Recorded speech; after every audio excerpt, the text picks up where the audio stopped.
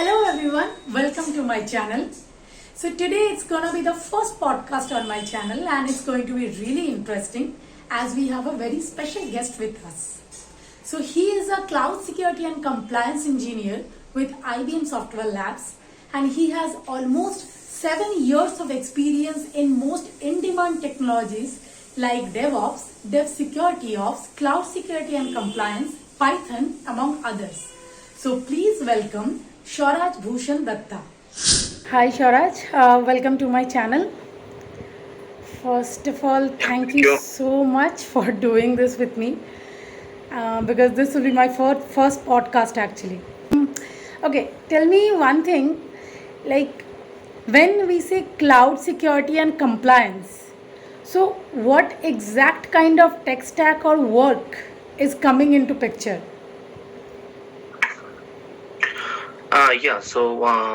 Cloud security and compliance actually, suppose if you, actually what we are working as in a public cloud. So public cloud instances, which is like VPC or VSIs or object storage, whatever the instances lies in the public cloud.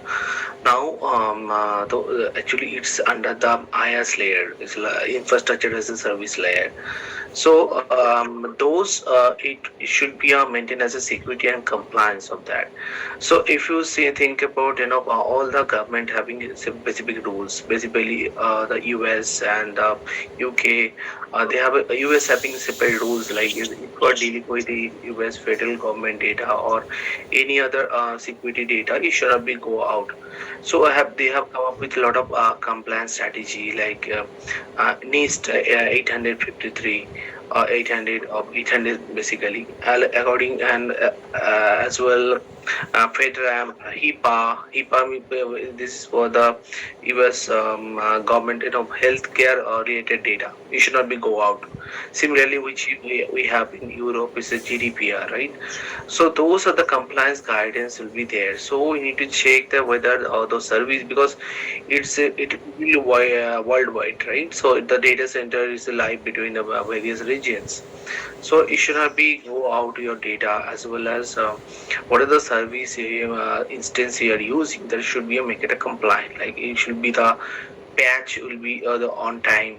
If say there will be a vulnerability in your systems, if you not maintain the vulnerability, like or do the proper precaution of that, so those we have to do the scanning. There is a various scanning mechanism, so we need to do the scanning, and we need to inform the stakeholder that whatever the service you are using, the instances, those are not compliant, and to make it compliant as per the standard. So that is all about the rules. Okay, so tell me one thing. So it's basically that how you secure the data from a very layman point of view. How you secure the data for a particular company or whoever is your client, right? Okay. Yeah. So actually, those suppose take an example. You are the bank, and you purchase the suppose in a public cloud you purchase you can say I purchase 30,000 of licenses in the servers, right? You purchase huge amount of data, and now you are the banking customers. Now you told that okay, the service which you're using and storage or database what you're using, obviously it should be compliant, right? The compliant with your strategy, like if you're going to payment industry, if you're in the payment, there'll be a PCI dash is there. If you're into the other industry like financial industry, so it will follow IS rules as well. So there are certain compliance rules. So you need to give the what is the compliance strategy you're going to follow it. So those rules, conditions we need to implement in the systems, or the whatever that we are going to check those conditions, whether those server instances whatever you using, right, those are compliant. But let's take an example like if you're using some let's say EC2 instance in AWS, right? So similarly other public same as a VSI, its name will be different, but you will underline you will going to use a one server. So that server, if you used it, now as per the as per the model, right? As or IaaS or SaaS model.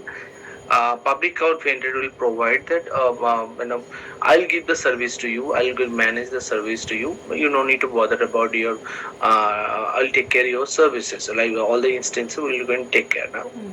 Now it is not cloud, right? It's open to everyone. Now, how you're going to maintain the security level on that? So there'll be a lot of layer into the top of that, for the network layer, or the traffic layer is there in top of that, as well as we need to check that those are the vulnerabilities exist or not on the particular servers. Suppose you using some software which is exposed to the outside world, right? And you expose all your ports, right? So what happened, is any time can any hacker can access those loopholes, right? Right. Similarly, correct. So similarly, if you're using not a licensed version, you install in the server some of the other software which is not licensed, and it's not, obviously if you not go for the licensed software, you'll not get a proper security of the and support of the particular software, correct? Right. So if you use those kind of things, so it will be a problematic, right? And as well as if you not maintain the patching activity, so you will get a notification that you need to do the patching of your Right. server, or you need to upgrade according to version, right? Recently, if you see that there's vulnerability issue with the log4j, right? So Right. similarly, if you not upgrade to the log0 version properly, it will be a problem with the facing the vulnerability issues. So those we need to monitor. Fine. So, suppose a person want to see his or her career in this particular path. So, what could be the roadmap to be a cloud security and compliance engineer? See, there'll be a two part on the cloud and security and the compliance. Okay. So cloud security is a different part, like which I'm not working on the cloud security. There'll be a security means who are dealing with the incident responder, or you can say as a working as a RAID team, right? Which is for maintenance and testing and those things. So there's a different or another approach. Another will be compliance. So basically both the cases, but one similar things you should be knowing about the cloud. So what the cloud is not about the particular, if you're working in AWS or Azure, you should know the cloud over how the cloud working, right? And because it's maybe a customer using Azure and some of the customer using AWS. If you Fine. tell that, oh, I know AWS, I don't know Azure. It's not like this. You should be know the overall cloud, how the architecture looks like, because general others use, right? If you're using only AWS. Now AWS only provides certain services, right? So those are the services. This is the underlying, like we know the external customer, this is the service or this is offering some vendor is providing, but what is underlying is going on, right? You need to know that. So what are the server, how do you data center works, right? How do you have a data center? You have to provide all the servers, right? And those server you are basically sharing across the globe to make it as offering as a cloud, so that you could no need to maintain your own data center or the cluster. You'll be saving a lot of money. That's the cloud offering, right? So you need to know about the cloud, and also you need to know about some of the language like Python, Go, any of the language you should be knowing in the programming. And also the if you know about the DevOps and like CI/CD pipeline, Docker, Kubernetes, because those are the basic needed. Because if you make your application, not an application, if you make it as your infrastructure as Docker containerize, or you, because you need to install a Kubernetes, right? So if your cloud vendor is providing an IKS cluster or EKS cluster, right? EKS services. So there is nothing but in the underlying you have to create a Kubernetes architecture for more your end, and that you are offering as a service. So that the customer no need to install a manager Kubernetes architecture. So but you need to do it underlying, right? As well, uh, you have to do it as well. What I can say. Uh, some of the networking part as well. So you need to know about how the routing works and how the security works, how the firewall works. If you know then SSL handshaking, how it's working, how authorization works, right? So the basic concept you need to know about then these are the things that we can go ahead and it's happen. Due to working in the industry, you will get a lot of knowledge about it. Basic understanding should be knowing the programming, cloud, and the Uh-huh. infrastructure, like Linux, and So, as well as I said that mhm. Kubernetes and containerization. So is it the same tech stack when you have started your first company? You are continuing with that. This only is this the same tech stack you have started with? Uh, no, actually, it's not about when you join as a fresher, right? You Uh-huh. can't tell that, Correct. hey, I know because see, by learning, online learning is not actually what we are going to do in the real life, right? It's a Mm-hmm. huge difference between the Correct. what you are trying or learned it online or you can just practice. So I started my career as a Java developer, and Okay. I started working in Java, and then I used a build and release engineering. So I worked in a lot of build and release engineering stuff. So then I got an interest. Right, yeah, it's a build and release is very interesting. You have to do the make it a build, and you have to go to the production release. Uh-huh. Um, uh, Enter configuration because nowadays is it will be you will get a lot of tools and it will be very easy now you have a microservice architecture but Uh-huh. if you're going for 5, 6, 7 years back, those are banking applications, not it's a monolithic Correct. applications and not Yes. microservice. Yeah. So it's very difficult for but to build one build itself. It contain up 2 hours, 3 hours a build, and it would be a container of 1 GB of 2 GB of a terabyte of one that tar file, whatever you're Right. generating. So this huge file you have to maintain. So you have to write a build script your own. Now you can use a map and you can just add in the pipeline. Add in the dependency to be pulled for the map and repository. But it's not like for the Apache Ant or right. So it will be you have to write it manually. Where you have to go to pick the data? Where you have to because you have to maintain your repository. So or you have to write it from the own. Yeah, so there's when I did it, I got interest, and this is very interesting. So I just switched my career into the DevOps roles, and then Okay. when I switch my career again, it's a new part of journey. I don't know much Uh-huh. about the infrastructure, right? So Right. because I worked in applications, application build, and all those things, but when I switch my career to enter as a DevOps as an infrastructure role, so Okay. that's the one learning, and you really we have to deal with the servers. We have to build the servers. We have to do the create architecture for the for the customers. We have did a couple of we have did the security as a code. We have deployed it, which we have to know the Ansible or the Terraform, some of the automate configuration to management tools, right? So that you have to do the automation because those are the Hmm. you need to do the infrastructure. If you're going to Correct. use Ansible, Terraform will be helpful. So those have to know it. It's not to go for the training and something you have to learn from your own and you have to implement, and you'll not get enough time, right? So it's not Yeah. like 1 month you will give the time to you just learn it and you implement it. You'll maybe within 7 days or 5 days you have to learn it and you have to implement it. Not be a genius of some of the things, but you have to company expect that you should be do the release and delivery as one time. So they don't care about your expenditure in Ansible or Terraform. So, So that is yeah. yeah. Yeah, yeah, please go ahead. So yeah, that is the journey. Then again, I'm from the DevOps side, working as a builder in engineering, and then I got into the IBM software lag as a security and compliance. Again, it's a new challenge for me, the security and compliance. I also know much about the security and compliance. Again, it's a learning part. So it's a journey, right? I will switch my career one at another, and you get a lot of interesting stuff.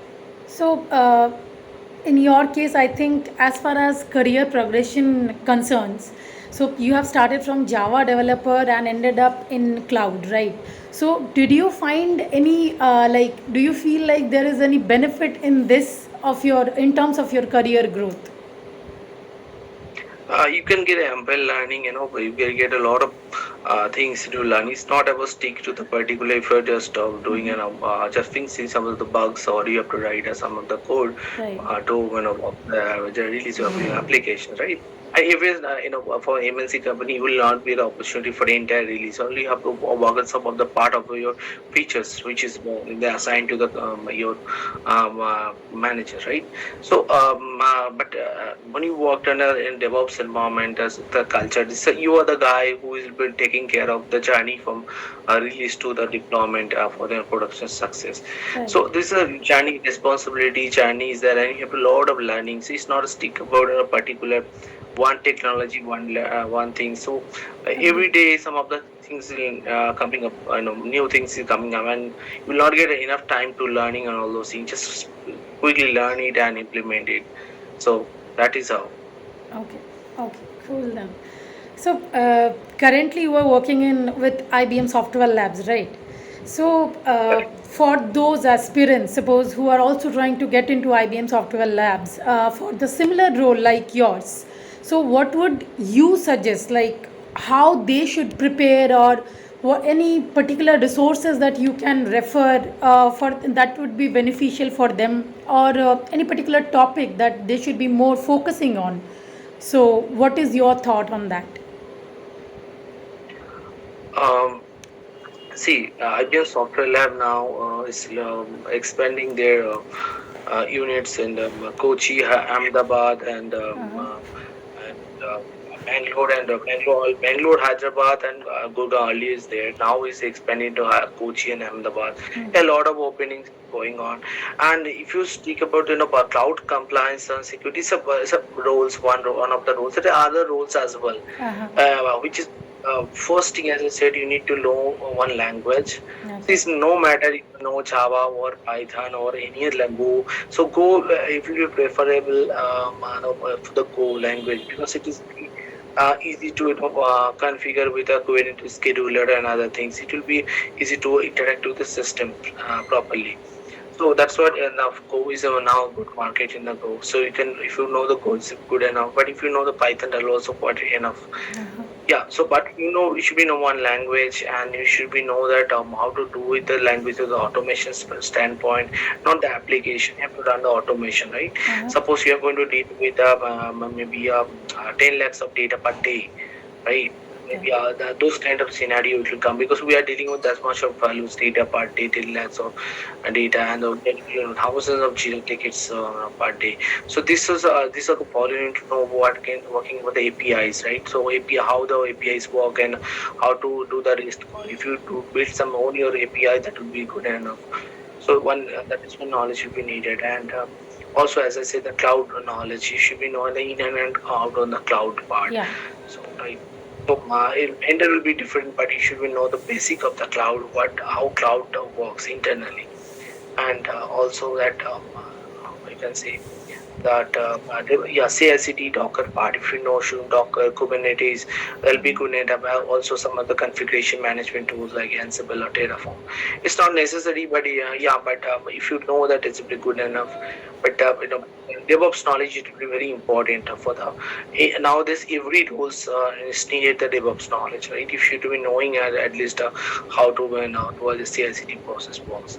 But and basically that all the infrastructure service, if you're working as infrastructure service layer, you should be knowing that. So Okay. these are the basic things that we needed. So, any particular resource or website or YouTube channel that you can refer that yes, from this you will be able to learn on your own these things like Docker, Kubernetes, or CI/CD pipeline related things, or like these kind of stuff. Anything that you can suggest? There are a lot of courses available, and I think Mumsad Monambet is there. One is a person which you can get a lot of courses. Which Code Cloud is there. It's a Okay. free of cost. You can go there, and it's a subscription is there, but you can get a free of cost Mm-hmm. as well. So you can go that, and as well I think YouTube, a lot of videos are there. You can use Udemy. So yeah, and most of the company nowadays providing Udemy and other services, Right. right? So you can just learn from there itself. So you can get a lot of courses. It's not and based on the, it's not about the learning, right? You have to you do the hands-on. Correct. If you Correct. create it, Kubernetes cluster, do some POC on it, create a container, so deployed it, create a container with multiple images, right, various OS images, and you can run some of the processing inside top of that. If you do some practice on all those things, that will be really helpful So, for is real there life. any resources where actually it has been shown along with practice and they have shared some article as well?